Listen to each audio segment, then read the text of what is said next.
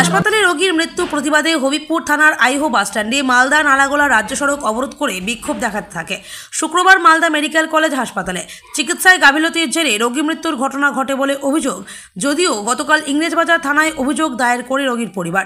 জেলা পরিষদের সদস্য তারাশঙ্কর রায়ের অভিযোগ, মালদা মেডিকেল কলেজ হাসপাতাল থেকে রোগীকে বেসরকারি নার্সিংহোমে নিয়ে যেতে বলেন। মালদা মেডিকেল কলেজ হাসপাতালে ডাক্তার নার্সিংহোম নিয়ে গেলে দেবাশিস ধর নামে ডাক্তার, সেখানে রোগীর পরিবারের কাছে 30,000 টাকা চাওয়া হয়। সেই টাকা দিতে না পারায় রোগীকে ভর্তি নেওয়া হয়নি। বাধ্য হয়ে পুনরায় মালদা মেডিকেল কলেজ হাসপাতালে ভর্তি করা হয়। সেখানে রোগীর মৃত্যু হয়। স্বাস্থ্যসাথী কার্ড থাকলেও কেন চিকিৎসা হয়নি, এটাই সবচেয়ে বড় প্রশ্ন প্রশাসনের কাছে। ওই রোগীর নাম চঞ্চলা মুর্মু, বয়স 26 বছর, বাড়ি মালদার আদিবাসী অধ্যুষিত হবিবপুর থানার ভারত বাংলাদেশ সীমান্তবর্তী শিরসি এলাকায়। ঘটনাস্থলে হবিবপুর আইসি শুভন কর্মকার সহ থানার বিশাল পুলিশ বাহিনী। হবিবপুর থানার আইসির সামনে মালদা নালাগোলা রাজ্য সড়কের ওপর জেলা পরিষদের সদস্য তারাশঙ্কর রায় হাঁটু গেড়ে হাত জোর করে ডাক্তারের বিরুদ্ধে কড়া আইনত ব্যবস্থা নেওয়ার আবেদন জানান। বলেন, আপনি যেটা বলবেন সেটা শুনছি। ভাই বলেন, হাত জোর করছি আপনার কাছে। বলেন, আমরা কেউ শুনছে না। প্রত্যেকে শুনতে পাচ্ছেন আমার কথা? শুনতে পাচ্ছি। ঠিক আছে, বলেন, প্রত্যেকে শুনতে পাচ্ছেন? আমার কথা শুনতে পাচ্ছেন তো? আপনারা যেটা বিচার চাইছেন, এটা বিচার চাওয়ার এইরকম ভাবে বিচার চাওয়া যায় না। একটা আইন কাউকে মানানোর জন্য আর একটা আইন ভাঙা যায় না। আমরা প্রত্যেকের ভারতের নাগরিক, ভারতের সংবিধান অনুযায়ী চলবো। কেউ যদি অপরাধ করে রাস্তায় দাঁড়িয়ে তার শাস্তি দেওয়া যায় না, মানুষ করতে পারে না। সেটার আইন আদালত আছে, যা পদ্ধতি আছে সেই পদ্ধতি অনুযায়ী চলবে। তাহলে কালকে সাহেব এখন পর্যন্ত যে উনি যে মারা গেল, এখন পর্যন্ত তাকে অ্যারেস্ট কেন করা হলো না সাহেব? এখনো নার্সিং হোমে ডিউটি করছে, এখনো সরাস কেন খবর নিন, এখনো ডিউটি করছে সাহেব, এখনো ডিউটি করছে। আমি এখানে আপনাদের একটা আইনকে ভেঙেছে তার জন্য আর একটা আইন আপনাকে ভাঙতে দিতে পারি না। আপনি তাহলে তার শাস্তির ব্যবস্থা করে দিন সাহেব। আমরা এটা বোঝা গেল? আপনারা বুঝতে পেরেছেন?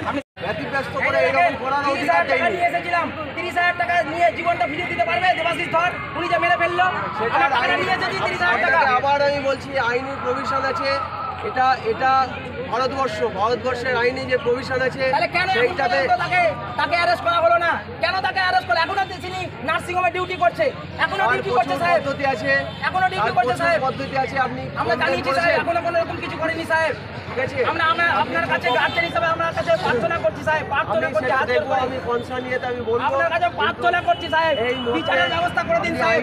প্রার্থনা করছি সাহেব আপনার কাছে, আপনার কাছে হাত জোর করে প্রার্থনা করছি সাহেব। একটা আইন মানার আপনার কাছে হাত জোর করে প্রার্থনা করছি সাহেব, দেবাশিস ধরের আপনি ব্যবস্থা করে দিন। এই 30,000 টাকা সাহেব আপনাকে জোর হাত করছি সাহেব, ব্যবস্থাটা করে দিন সাহেব। নিজেই বলবেন না আমাকে কত 30,000 টাকার না দিতে পেরে দেবাশিস ধরকে, উনি আমাদের পেশেন্টকে মেরে ফেললো। 26 বছরের চঞ্চলা মুর্মু, আদিবাসী সমাজের। উনি দেবাশিস ধর মালদা মেডিকেল কলেজ হাসপাতাল ডাক্তার। উনি 30,000 টাকা চেয়েছিল। তো কোন জায়গায় নিয়ে যাওয়া হয়েছিল? আজকে দেবাশিস ধর উনি 30,000 টাকা চেয়েছিল আদিবাসী সমাজের মেয়ে চঞ্চলা মুর্মুর কাছে।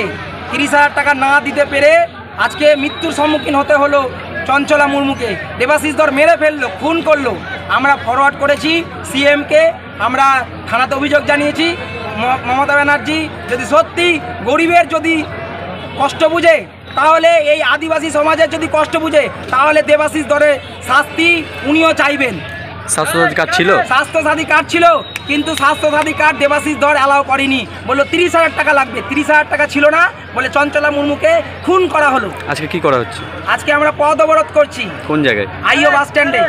রোগীর নাম কি ছিল? রোগীর নাম চঞ্চলা মুর্মু, বয়স মাত্র 26 বছর, আদিবাসী সমাজের মেয়ে। আচ্ছা, কি দাবি রাখছেন? আমরা চাইছি দোষীর যাতে উপযুক্ত শাস্তি হয়। আপনার নাম? আমার নাম তারাশঙ্কর রায়।